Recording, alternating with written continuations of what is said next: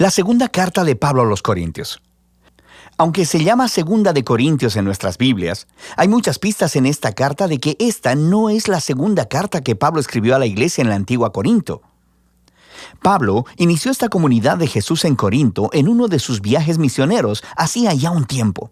Puedes leer la historia en el libro de Hechos, capítulo 18. Y después de continuar con su camino, Pablo recibió un reporte de que las cosas no estaban bien en esa iglesia. Así que él escribió la carta que conocemos como Primera de Corintios para corregir estos problemas, y parece que muchos en la iglesia rechazaron la enseñanza de Pablo en esa carta y se rebelaron contra su autoridad. De manera que en esta carta aprendemos que Pablo había dado seguimiento a este asunto en persona, con lo que él llama una visita dolorosa, y después de esta envió una carta que nos dice fue escrita con angustia y lágrimas. Entonces, después de todas estas medidas, la mayoría de los corintios, no todos, se dieron cuenta de su arrogancia y le pidieron perdón a Pablo. Querían reconciliarse. Así que Pablo escribió esta carta para confirmarles su amor y compromiso. La carta fue diseñada con 3 secciones principales, cada una tratando un tema distinto. De manera que Pablo primero aborda su reconciliación con los corintios. Después, en los capítulos 8 y 9, trata el tema de la generosidad olvidada, y en los últimos capítulos, Pablo reta a los corintios que todavía lo rechazan. Profundicemos un poco y verás cómo se integra todo esto. Entonces, Pablo empieza agradeciendo al Dios de toda misericordia y consolación, quien le trajo paz y ánimo a él y a los corintios durante este tiempo de división y disputa. Él reconoce que las cosas han estado tensas desde su dolorosa visita y deja claro que los ha perdonado. Él quiere una relación abierta y honesta. Pero, en primer lugar, ¿por qué habían rechazado a Pablo? Bueno, más adelante en la carta descubrimos que los corintios habían menospreciado a Pablo como líder. Él era pobre, ganaba un minúsculo salario a través del trabajo manual, estaba en constante persecución y sufrimiento, frecuentemente no tenía hogar y, para colmo, no era un orador muy impresionante. Así que, una vez que los corintios fueron expuestos a otros líderes cristianos más prósperos e impresionantes, empezaron a pensar menos de Pablo. De hecho, estaban avergonzados de él. Entonces Pablo primeramente responde mostrándoles que su exaltación de estos líderes, simplemente por su riqueza y elocuencia, es una traición a Jesús. Muestra un sistema de valores completamente distorsionado. El verdadero liderazgo cristiano, dice Pablo, no se trata del estatus o de la autopromoción. Pablo muestra cómo él y los otros apóstoles son esclavos cautivos del Rey Jesús, quien les está guiando en un desfile triunfal. El trabajo de Pablo no es ser impresionante, sino apuntar hacia la persona que sí lo es, Jesús.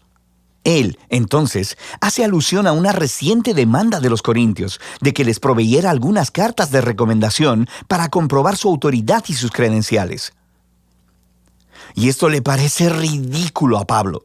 Su iglesia ni siquiera existiría si él no lo hubiera empezado. Y entonces les dice que ellos mismos son su prueba de liderazgo genuino.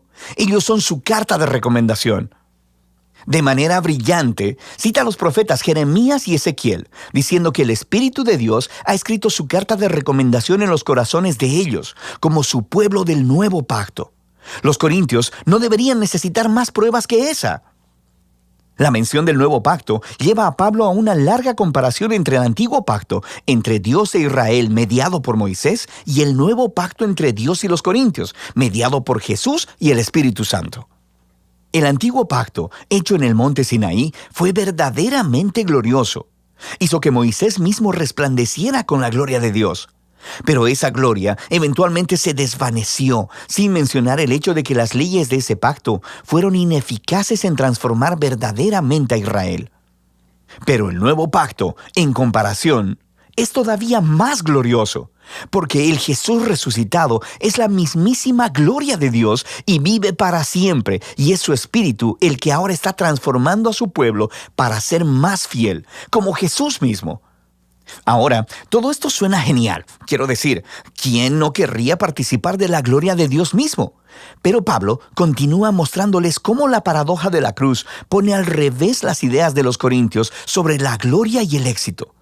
Después de todo, la exaltación gloriosa de Jesús como Rey tuvo lugar a través de su sufrimiento, ejecución y muerte. En la cruz, Jesús reveló la salvación de Dios. Murió por los pecados del mundo para reconciliar a las personas con Dios. Pero la cruz hace todavía más. Revela el carácter de Dios. Él es un ser de completa autoentrega y de amor sacrificial, quien busca el bienestar de los otros. La cruz también revela una nueva manera de vivir, una con forma de cruz. Y la meta de Pablo es que su vida y ministerio imiten la cruz. Así que aunque su carrera apostólica ha estado marcada por la humildad, el sufrimiento y la pobreza, todo fue para servir a los corintios. Cuando ellos desaprueban la pobreza y el sufrimiento de Pablo, también desaprueban a Jesús. La manera de vivir y de liderar de Pablo es en realidad la prueba de que él representa auténticamente al Jesús crucificado y resucitado. Pablo realmente quiere reconciliarse con los corintios, pero no va a permitir que esto se realice hasta que ellos hayan sido transformados y abracen esta paradoja de cabeza de la cruz. Después de esta apelación apasionada, Pablo continúa tratando el tema de la generosidad olvidada. Los cristianos judíos en Jerusalén habían caído en la pobreza a causa de una hambruna, y Pablo estaba reuniendo dinero para ellos de entre las nuevas iglesias que había fundado, formadas principalmente por no judíos. Todos enviaron un regalo de consuelo como símbolo de su unidad en Jesús el Mesías. Y así, muchas de sus iglesias estaban muy contentas de dar, pero los corintios, en medio de todo este conflicto con Pablo, no habían ahorrado para dicho regalo. Y para Pablo, esto no se trata solo de dinero. Es otro signo de que los corintios no han sido transformados por el Evangelio de Jesús, que es en su centro una historia de generosidad. Pablo dice, ustedes conocen la gracia de nuestro Señor Jesucristo, que siendo rico, sin embargo, por amor a ustedes, se hizo pobre, para que por medio de su pobreza ustedes llegaran a ser ricos.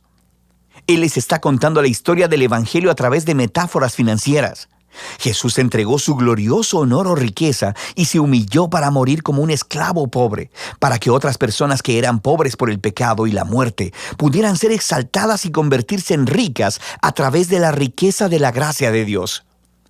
Ser cristiano es dejar que esta historia eche raíces en tu mente y tu corazón, transformándote en alguien que es más generoso, más dispuesto a compartir su vida y sus recursos para ayudar a otros. En la sección final de la carta, Pablo se enfoca en una fuente principal de su conflicto con los corintios. Ese grupo de líderes impresionantes a quienes él sarcásticamente llama superapóstoles. Ellos llegaron a Corinto promocionándose a ellos mismos y hablando mal de Pablo, diciendo que era un líder pobre y sin éxito. Arriesgándose a sonar como si se autopromocionara, Pablo les dice, ¿estos tipos quieren realmente comparar credenciales? Él podría sobrepasarles a todos ellos. ¿Son judíos expertos en la Biblia? Bueno, también Pablo. Él era también un fariseo. Se había memorizado toda la Biblia. ¿Quieren hablar de su conocimiento superior acerca de Jesús? Pablo ha visto y ha estado con Jesús resucitado. Incluso ha tenido visiones del trono celestial de Jesús. Pero lo más importante, Pablo ha dedicado su vida entera a la misión de Jesús. Ha sacrificado su comodidad y su estabilidad y nunca le pidió dinero a los corintios. A diferencia de los superapóstoles, quienes cobraban mucho, pero Pablo se ganaba su propio salario. Pablo dice que se niega a presumir de estos logros, porque estas no son cosas realmente importantes para el cristiano. En lugar de eso, él presumirá de lo imperfecto y débil que es, porque es en esas insuficiencias que él descubre el amor y la misericordia de Jesús. O como Jesús una vez le dijo a Pablo, mi gracia es suficiente para ti, mi poder se perfecciona en la debilidad. Pablo concluye la carta con una sobreadvertencia a los corintios sobre su necesidad de examinarse. Su desprecio hacia Pablo, su manera de vivir y su amor por esos superapóstoles, todo esto muestra que ellos no entienden en esencia quién es Jesús. Puesto que no están viviendo como seguidores transformados de Jesús, les invita una vez más a humillarse a sí mismos delante del amor de Jesús. Segunda de Corintios nos ofrece una ventana realmente única a la vida de Pablo y a la paradoja que se nos presenta en la cruz de Jesús. La cruz reta nuestros valores y nuestras maneras de ver el mundo.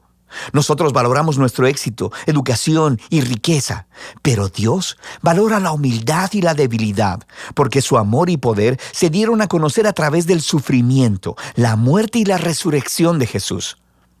La cruz también desata el poder transformador y la presencia del Espíritu para empoderar a los seguidores de Jesús para que tomen su manera cruciforme de vivir y la hagan suya. Y de eso se trata 2 de Corintios.